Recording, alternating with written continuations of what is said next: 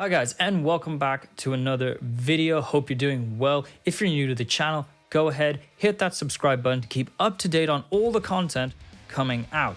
Anyway, with the year of 2020 slowly drawing to its end, it is time to look to the future, that is the year 2021, with this video where I'll be looking at my most anticipated albums that will be released in the new year. So if you enjoyed this video, give it a like, and also comment down below what are you most looking forward to in the year of 2021 when it comes to albums. Anyway, without wasting any more time, let's get right into this. So to kick off this list, I will be looking at the band Harari for the Sky. This is post black metal, atmospheric black metal, whatever you want to call it. And they have their new album coming out, I think pretty soon. It's in January if I'm right. So Harari for the Sky has been on my radar for quite some time now. And not gonna lie, to me, they haven't really put out a bad album as yet. So I'll be going with high expectations for the new album. And yeah, most likely it's gonna be amazing. They've had some singles come out for it already. One of them featuring the frontman from the band Alcest, Nej, which I'm not gonna lie, how come it took them this long to get, some kind of collaboration going between these two bands? With all that being said, yes, my first pick will definitely have to be Harari for the Sky with their new album. Next, I'll be looking at an album that is not quite in the metal scene, but I still think it's quite a heavy artist into himself, and that is the artist known as scxrlxrd. You probably heard of him if you're into music such as Ghostmain and all that industrial sort of trap stuff that I sometimes talk about. But anyway, he has his new album coming out called Doom 2, which I hope, at least for myself, that it has some reference to his original Doom album. He was definitely more on his heavier side when he put that out. So with that in mind, I'm hoping to see him go back to his more heavier roots. There was some indication with his previous albums that he's been putting out, so I'm hoping that Doom 2 will be sort of that successor to the original Doom album he did, and it's going to be just as heavy and just as brutal as back in the day. Next is quite a big release as well, and that is the new Humanities Last Breath album, which I think is pronounced Volda? I'm not quite sure. We've been getting teased for this new album with tracks like Earthless, Vitrig, and Tide, all of them bringing their own level of heaviness, brutality, and also atmosphere to the table. I'll be curious to see how this will all come together in this one big package. This album is coming after probably my favorite release from the band, which was Abyssal, and I thought that was a straight up perfect album. So I'm curious to see whether they can live up to that and put an album just as good, if not better, than Abyssal. Next is definitely one of the more up and coming deathcore acts out there at the moment, and that is of course the band Brand of Sacrifice, which as a band have been really rising up the ranks really quickly with their anime-inspired deathcore. And of course, they use the manga/anime Berserk because it is such a brutal fucking manga.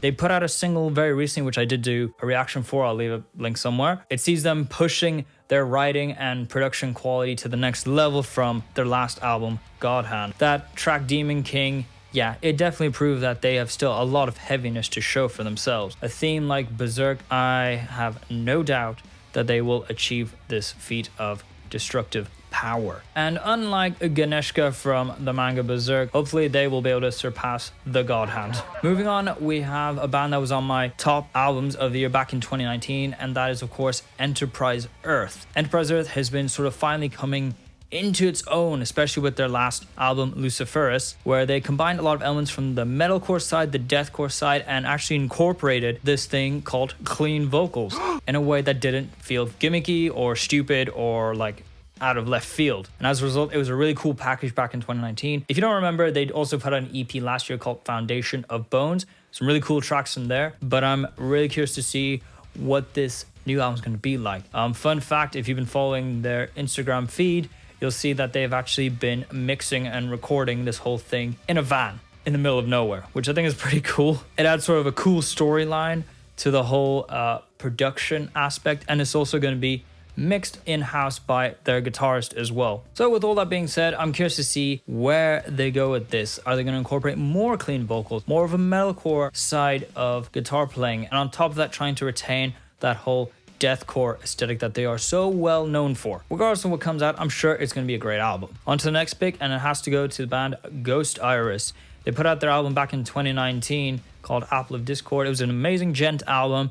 I got to see them live as well that year, and they were, boom, perfect. There was so much energy, so much intensity, and they were just such a great band to check out. I am looking forward immensely to this new album What is it going to bring? Is it going to be more of that classic djent vibes, but from their own perspective and doing their own thing with it? Can't wait to see how it's going to sound. A big one out, and that is the band The Dali Thundering Concept. So they've been sort of off the radar for quite some time now, and thanks to social media we do know that they have been working on an album. They've been teasing it, they've been dropping it, we've been seeing studio updates, and as far as we know it is close to being finished, if not finished already. So all that's left is for it to goddamn come out. If you don't remember, their previous album Savages was this conceptual album that was dynamic, it was aggressive, it had so many beautiful elements incorporated within the whole thing. For me, it took me some time to get into it, but I still think it was an amazing album, and to see if they can top that with their sort of very technical djent style of playing, but we shall see. Now we look at probably one of my most anticipated for the year, just period, and that is the new album from Whitechapel. Now if you don't know, Whitechapel put out an album back in 2019 called The Valley, which was this emotional roller coaster of an album that told the story of frontman Phil Bozeman in his childhood. The closest thing I could have heard to perfection that year, and as such, it sort of redefined what deathcore could be. It raised the bar to a next level. And also what was so impressive about that album was the fact that Phil Bozeman was able to incorporate clean vocals in such a way, just suited so well, but at the same time put together in a package that was very emotionally driven. It was intense. It got a really good reception for the release. And what I'm looking forward to the most is the fact that now they have this sort of new direction they can go through. They will use that to their advantage and make more music that is definitely a lot more experimental for the deathcore genre, a lot more progressive. And overall, I generally think that this next album could be amazing or even better. I don't know. The Valley was pretty much a perfect album, so even if this new album gets like, I don't know, like one notch below or even two, I'd still be happy with it, because how do you top The Valley? It was such a great album, but we shall see. We have drums this time being done by Alex Rudinger, which if you don't know, he's probably the best drummer in the game right now. Consistent, heavy hitting. He's been in so many tech deathcore bands. He knows the game so well. So for me personally, I think this is going to be my most anticipated release for the year. I just can't wait to see what they can do from here on out. So now moving into more of a speculative side of releases, I would really love to see Slaughter to Prevail come out with a new album. They had a great year this year, especially with the release of the track Demolisher, and you've probably seen the immense amount of reactions dedicated to that song and the amount of love that's gone towards it, especially considering Alex Terrible has found a way to go even lower with his vocals. I'm still not sure if it's completely natural, being the sound engineer that I am. I think there could be some, tweaking in post-production, maybe a bit of pitch shifting to, achieve that vocal style. But either way, I think it'd be really cool to see them put out an album. I definitely think it could have the ability to be one of the heaviest of the year. But overall, yeah, it'd be really cool to see them put out a full-length album if they've not been working on it already. And finally, probably one that people have been asking for long enough, and there's definitely enough material to make it. That's, of course, an album from the band Spiritbox. Spiritbox have had probably the greatest year they could ever have as a band, where pretty much every track they've put out, every single they've put out, has been received with some of the best reception possible. I don't know many bands where every track they put out has been just amazing. It's been perfect. It's been dynamic. It's been aggressive. It's been emotional. The band has been showing that they can go as personal and intimate as such tracks as like Constance, I think it was called, or Blessed Be, but then they can be ridiculously aggressive at the same time with tracks like Holy Roller. So all that's left to say is there needs to be an album coming out. They have so much material. I have heard rumors that they have been in the studio, so let's pray that we get an album soon. And to wrap this up,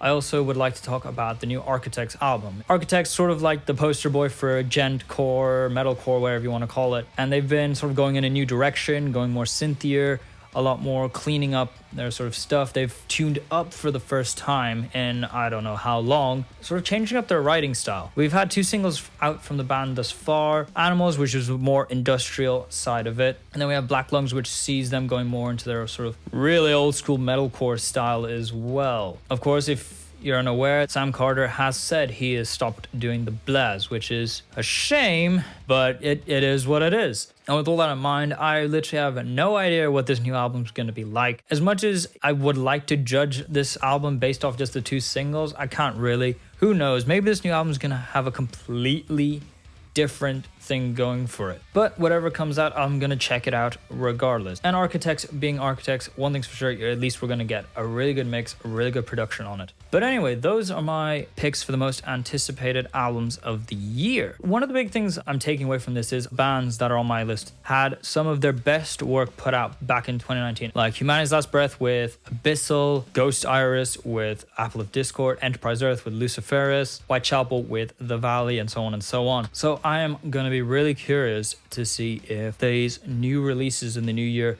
can they compete with probably for some of them their magnum opus releases. I'm excited. I'm really excited for this new year. 2020 has had some great releases, but I think 2021 is going to be the big year. Can they raise the bar even higher than what they've done already? Or is it going to fall short? So in 2021, we will see for ourselves. And for a lot of these albums, I will be doing reviews for them as well. So if you're interested in seeing those, go ahead, hit that subscribe button to keep up to date on them. And with all that being said, thank you guys for watching, and I will see you guys in the new year. Bye.